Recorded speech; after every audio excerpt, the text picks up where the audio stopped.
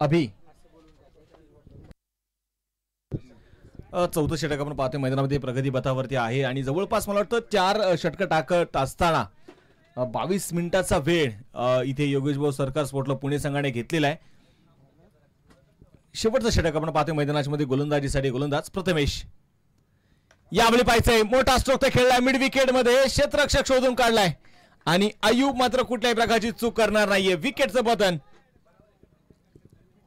स्वप्नील देखील होईल बाद।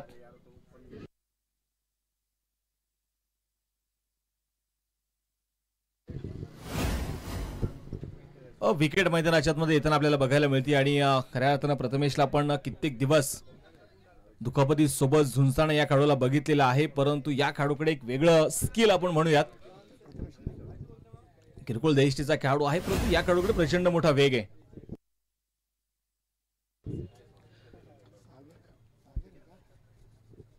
नवीन बॅटर आपण पाहिलं तर मैदानामध्ये आता दाखल इथे होईल तो सागर।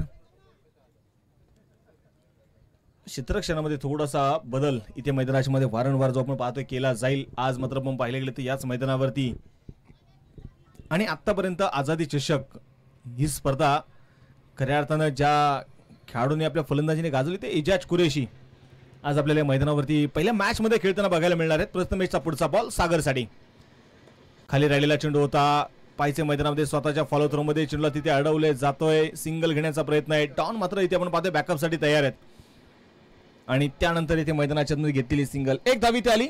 या एका धाब्याच्या मदतीने संघाचं धावफलक आपण पाहतोय पुढे जाऊन पोहोचेल। स्कोर कार्डवरती धावा ज्या आहेत त्या 39 धावा। शेवटचं षटक प्रगती पथावरती असताना चला यानंतरची होणारी मॅच यावेळी पाहायचंय अभि बॅकफुटला चेंडू खेळून काढण्याचा प्रयत्न, चेंडूने उंची घेतली आहे, मिस टाइम स्ट्रोक आहे आणि 1-2 तिसऱ्या अटेम्प्ट मध्ये आपण पाहतोय झेल झालाय, परतावा लागेल अभिला देखील।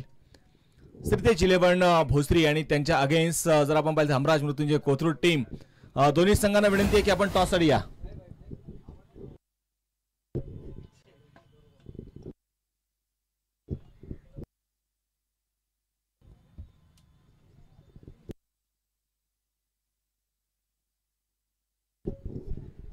विकेट येताना मैदानाच्या मध्ये आपल्याला बघायला मिळते धाफलकावरती 39 धावा धाफलकावरती धावा नोंदवल्या गेलेल्या आहेत।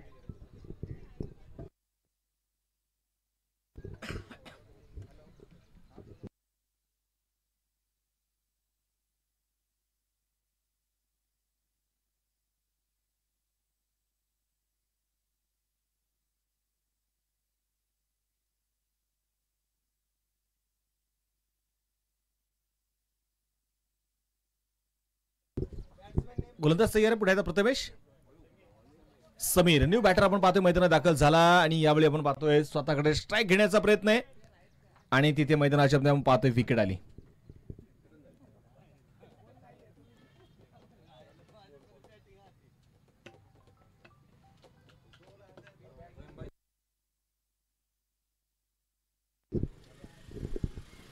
आपण पाहतोय मैदानाच्या मध्ये आता विकेट येताना आपल्याला पाहायला मिळतात एका पाठोपाठ एक फलंदाज मैदानाच्या मध्ये बाद झालेले आहेत। शेवटचं षटक इथे मैदानाच्या मध्ये प्रगती पथावरती असताना आणि दुसऱ्या बाजूला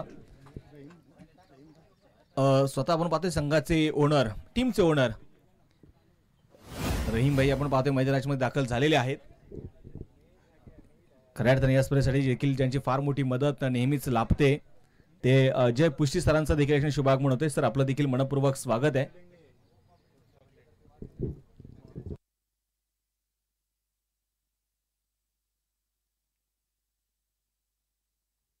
सामन्याकडे पुन्हा तुम्हाला घेऊन जातोय गोलंदाजीसाठी गोलंदाज तयार असेल मैदानामध्ये प्रथमेश। यावेळी मोठा असो खेळण्याचा प्रयत्न, चेंडू हवेमध्ये आणि तिथे पाहिजे मैदानाच्या मध्ये झेल तो मात्र होऊ शकलेला नाहीये।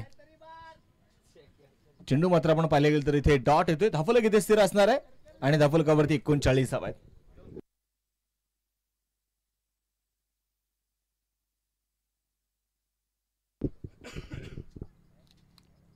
39 धावा धाफलकावरती आपण मैदानामध्ये बघणार आहे। या इनिंगचा